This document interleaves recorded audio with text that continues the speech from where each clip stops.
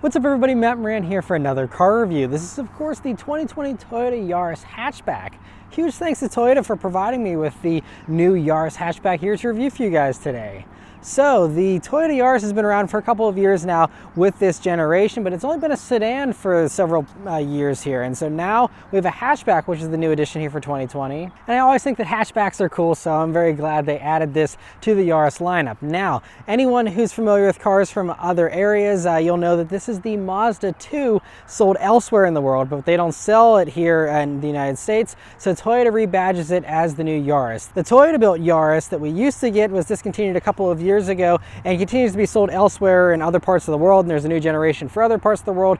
Our Yaris here in the States is completely different, and again, it's just a Mazda 2 which has a Toyota front end on it. And so this front end's been around for a while now. It was introduced to the Scion IA sedan, and then it was transferred over to the Yaris. So I still don't like the way this front end looks. I think it's one of the less attractive, to put it politely, front ends here in this segment of vehicle. I think there are some that do look pretty good, even for a small little economy car. But this just, I don't know, I'm still not in love with it. But, I think it is nice. You do get fog lights there in the lower part of the front bumper. That's something you don't always get with the competition.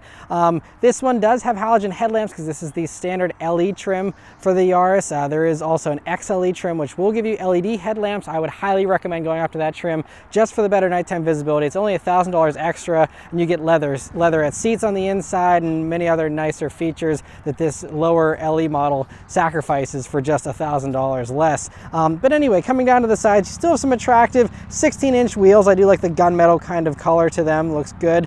You also have, just the very short hatchback shape. And compared to the sedan, this hatchback is 10.1 inches shorter. So the sedan wasn't large to begin with, and then this, really lops off the back end and makes it even smaller. But I actually think the hatchback looks a little bit more attractive than the sedan. I just love the lines you have going down the sides. They're actually pretty attractive, the way it flows into those tail lamps there in the back. But overall, I think it's going to be a very nice car for those who want, a very compact vehicle, for cities and, smaller areas where you, need to make tight maneuvers and things. This car is going to be way more maneuverable than even the next level up of the Corollas and things like that. All right, so let's start up and go for a drive. The Yaris here has the Mazda key with a Toyota badge on it. This is the previous generation Mazda key, but I still love this key. It has a nice weight, some metal feeling buttons here on the front, just really small and skinny. I really wish that all car companies had keys this small. It doesn't take up much room in your pocket. But another nice thing about the Yaris is it does have keyless access, keyless entry, and push button start as standard, which is notable because even some more expensive models from other companies don't give you that as standard, and Toyota does here with the Yaris, which is really nice. So you just leave the key in your pocket, hit the engine start button, and it starts right up. Also, if you're curious to hear my thoughts on the interior of the Yaris, my wife and I actually did a separate interior review on this car, so you can go watch that for all the details about this interior. But overall, since it is based on a Mazda, they have some pretty nice interiors, even for their cheapest vehicles. And so this feels pretty premium and a little bit nicer than some of the competition for the same money. All right, so setting off here in the 2020 Toyota Yaris Hatchback. Well, the first thing that I'm noticing is that, there's lots of stuff. First, you have really good visibility. It's a very small vehicle, so the hood drops down immediately. You don't even see it. Nice thin A-pillars, even pretty low side sills here, so very easy to see out of. View out of the back is also really great because it's so close to you. This vehicle is very short, and you can see though with the headrest up so that the back seat is actually usable, you will have a little bit of that view taken away, but not a big deal there. Still very easy to see out of the back. Other things to note, you have a nice firm brake pedal here right as soon as you start leaning into the brakes, and that's reassuring considering this vehicle does have rear drum brakes. Now, a lot of economy cars do have rear drums still, at least on their base trims, and so that isn't too out of the ordinary, but it just means you're not going to have quite as impressive of braking abilities as you would in higher end vehicles. But then this also is much lighter, so you don't need quite as hefty of brakes to haul this thing to a stop. Other things here, so you have a normal 6-speed automatic transmission, which is very unique because other vehicles that this competes with, I think just about everything has CVT transmission, unless you go for the manual transmissions of stuff like a Nissan Versa or the Honda Fit. Otherwise, they all give you CVTs. This is the only one that gives you a normal automatic transmission, and this automatic is good. So it's the same 6-speed automatic you get in any other Mazda, and it's going to be a little bit slower with its shifts. It's not the most advanced automatic transmission, but it's just nice to have normal shift points points, no weird rubber bandy sensation like you sometimes get with other CVTs and stuff. And so overall, I'm actually happy you have a normal automatic, even if it is, you know, a little bit of an older unit.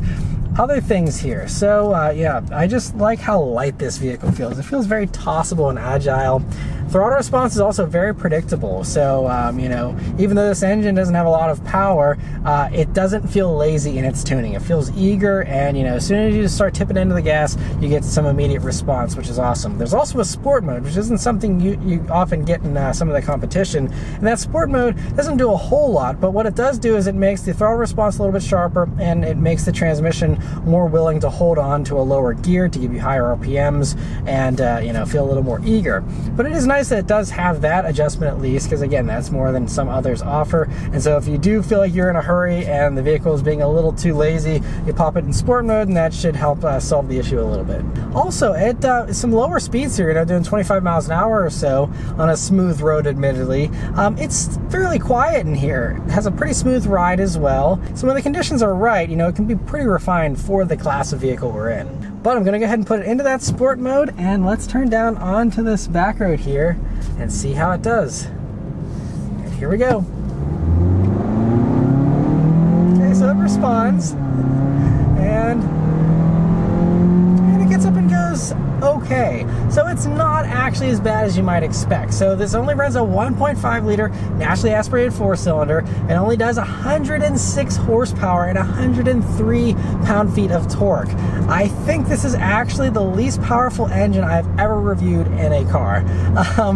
But having said that, because this vehicle only weighs about 2,400 pounds, it actually has a decent 0 to 60 time for the segment. It'll do 0 to 60 in about 9.5 seconds, which is quicker than some crossovers. And like, even though a Nissan Versa, for example, has a few more horsepower, it actually is a couple tenths of a second slower for its 0 to 60 time. So overall, I actually, you know, I don't think it feels fast at all. And I think you could have some issues merging onto the highway and things like that. I've only driven this vehicle for about 35 miles so far, so I have to take it on the highway still and stuff. But you know, it's not fast, and there are some times where the transmission is a little slow to respond, and I feel like I'm, you know, needing to like really poke it with a stick to get it to go, and then it does go. So it's not fast. Is it enough to get you around town and for normal daily driving? Absolutely. And you're going to get phenomenal fuel economy because you're not making a lot of power out of this engine. It's not an enthusiast pick by any means. Now, with the standard Yaris sedan, you can't get a manual transmission to make it a little bit of a sportier experience. Here with the hatchback, though, strangely, they aren't offering the manual, only automatic here for the hatch, which is odd because usually a hatchback buyer, in my experience, seems to be a little bit of a sportier person than someone who just buys the sedan. So it's kind of odd the sedan gets the manual and the hatchback doesn't. Maybe they'll add that down the road. But regardless, you know, I think this automatic's totally fine. There aren't any paddle shifters or anything. You can do manual shifts, and it is, you know, fairly responsive, but it's not amazing. We're also on this rougher road now, and you can start to hear some of that road noise. So this is where I'm, you know, just starting to notice that it's less refined when the roads aren't too perfect. But we're coming up some corners here. Let's see how the Yaris handles them. All right, so it's actually pretty tossable. There is some lean to it, but it's not like a soft lean. It's got a fairly stiff suspension, and it just kind of dives in nicely. It just it's an interesting sensation. There is lean, but it feels like it just wants to dive into corners right there with you. And yeah, handling isn't bad. This is, again, one of the wonders of a low-weight vehicle. Even if it doesn't have a lot of hardware to work with, it still can be a really fun little go-kart type sensation because there's just not much weight to throw around. So yeah, these only weigh 2,412 pounds, and it's only running 185 wide all-season tires. So about the most humble tire setup you can get on a modern car, but it handles really well for what it is. I mean, you know, there's definitely understeer, and there are limits. You know, you approach those limits fairly quickly, and the car makes it pretty obvious when you're, you know, getting a little bit too hot with it. But, you know, it does a good job. The brakes, again, continue to be reassuring. And, you know, for hustling it on a back road, I mean, you have to have a little bit more bravery than you would with some other vehicles that are a little more stout. Even a Toyota Corolla would run circles around this, with the newest Corollas being really good with their handling. But, you know, for what it is, again, I think it handles itself really well. I think, you know, stuff like a Nissan Versa, you know, might not handle quite as confidently. The Versa felt a little bit heavier than this does. It almost feels like it wants to slide around the back end a little bit. This thing would be really fun to chuck into corners in the wintertime and slide it around and things like that. It just feels very playful and tossable. So, I mean, you know, maybe a lot of buyers in this segment aren't looking for something sporty, but just know that if you do take it around a back road, or if you're in a hurry and you're rushing around, it's going to feel pretty competent and actually will be a willing partner with you in whatever kind of driving you're trying to do. But now I popped it out of the sport mode and the RPMs fall, transmission upshifts, and it kind of all relaxes and calms down a little bit. And then it's, you know, still a very nice thing even when you're just cruising behind traffic here. Now again, this road is still a little bit rougher, so you have some road noise, but honestly, the road noise doesn't seem much worse than something like a Corolla. There's a little bit more, but it's not a huge difference. And so I think it's totally okay, again, for the price and the segment of this vehicle we're in. But now cruising on a smoother road, you know, like I said, it's very refined, even at, you know, 40 miles an hour here now. You know, it's pretty quiet. I don't have any complaints. So, you know, how much road noise you experience will depend on what kind of roads you drive on a regular basis. But anyway, overall, yeah, it's a nice thing to just cruise around in so far. But thanks to Toyota, I'm going to have this vehicle for an entire week. So I'm going to drive around all week here. I'll go on the highway and things like that. And then I'll come back and give you guys my final real-world fuel economy, as well as my thoughts on the pricing and the competition and anything else that I noticed here during my week of driving. All right, so I've been driving the Yaris Hatch for a week now, and you know, there's really nothing wrong with this little vehicle. You know, it's just going to be a really nice, reliable, predictable little car that'll, you know, get you where you need to go, do it with pretty good fuel economy, and I just really like the honest nature of it. You know, I mean, yes, I'm still not in love with the front end, but I think this is probably my favorite pick in this segment. Now, I haven't driven a Honda Fit, but I know that's a popular choice in this segment. But aside from that, I think that I really just love, you know, this has just a normal naturally aspirated 4-cylinder. You have just a normal 6-speed automatic transmission, no weird CVTs or anything to worry about. And, you know, this is just a fun little car since it's so light and stuff. You know, there are a couple of things, like it only has halogen headlamps here in this LE trim, and so that means that, you know, your nighttime visibility isn't going to be as good as it would be if you had LEDs or HIDs.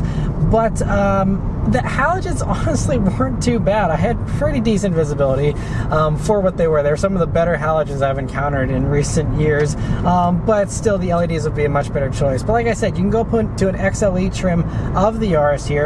You get leatherette seats, you get the LED headlamps, and you know, a couple other nice things in here. And I think that's definitely the way to go for $1,000 more. You get a leather wrap steering wheel, leather wrap shifter, all those nice little things. And so I think I would definitely go for an XLE trim. And really, the XLE trim here of the Yaris is one of only two in this segment that offer the leatherette seats, if that's something you're interested in. The Chevy Spark is the only other one that does, and that is a several $100 cheaper for a Spark.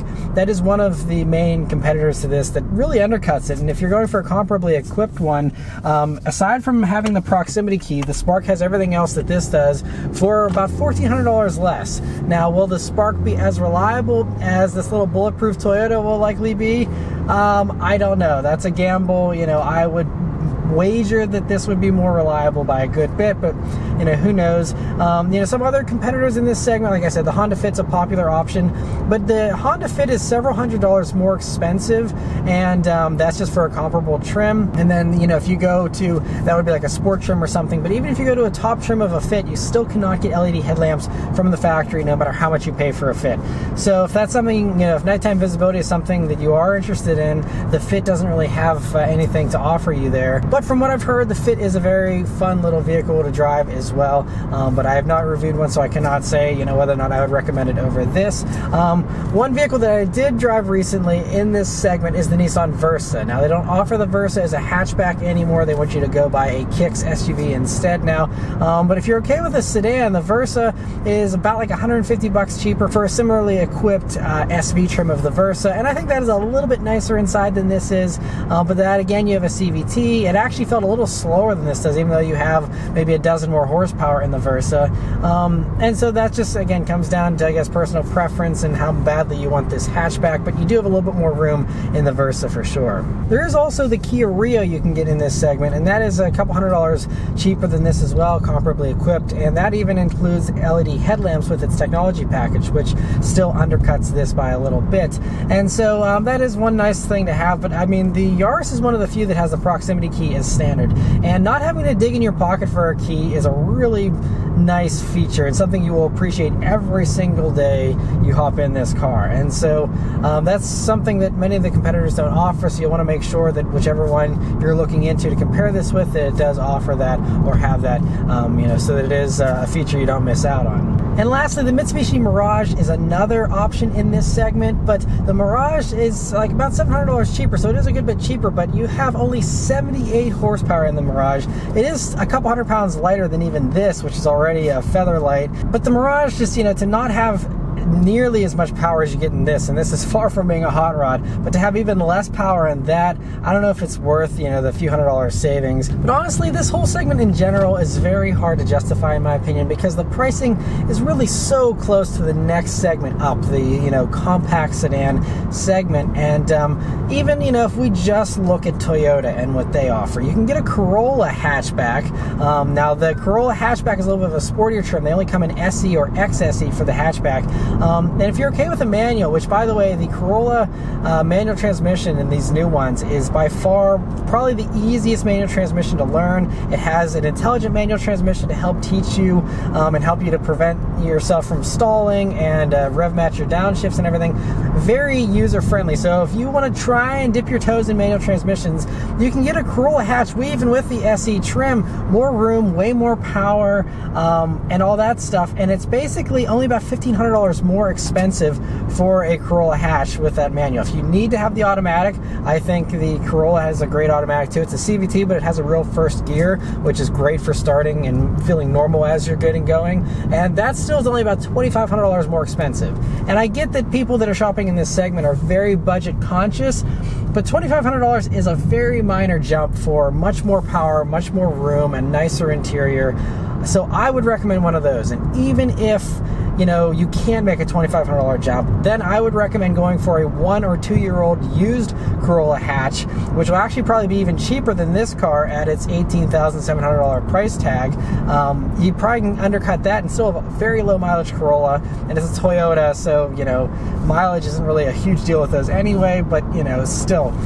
That would be what I would go for. I would rather have a used Corolla that's 1 or 2 years old than have, one of these brand new with less power, less room. But again, it just comes down to personal preference. One thing the Yaris might do a little bit better than those larger competitors, though, is its fuel economy.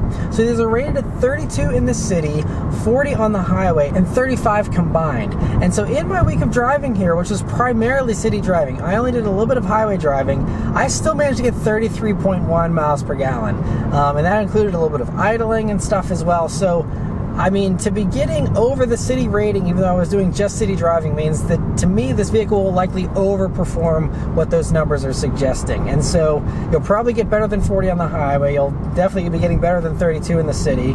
And so it's going to be very frugal on gas. And while Corollas, the new ones, are very fuel efficient as well, it might get close, I think this still is just so much lighter than a Corolla by a couple hundred pounds, and has that smaller engine and stuff. So I think that if you really are worried about fuel economy and you don't want to go up to a hybrid something, there is the Corolla hybrid now as well if you really want to save money on gas. But sticking with the Yaris here, I think it is very good, for something that's going to be frugal on gas as well. But yes, overall, the Yaris is a nice, honest little hatchback that's actually fun to drive, doesn't feel as slow as the numbers suggest. And I think, for someone looking for like a first car or something that's just going to be reliable and get you where you need to go, and you're, you don't care about having a larger vehicle, you just want something at a low price point that's going to be reliable and not let you down, I think the Yaris is probably one of the most solid choices in this segment. And so it's a very likable little vehicle in that regard. So anyway, let me know your thoughts on the Yaris in the comments below. Thank you guys very much for watching. I'll see you on the next one. Take care.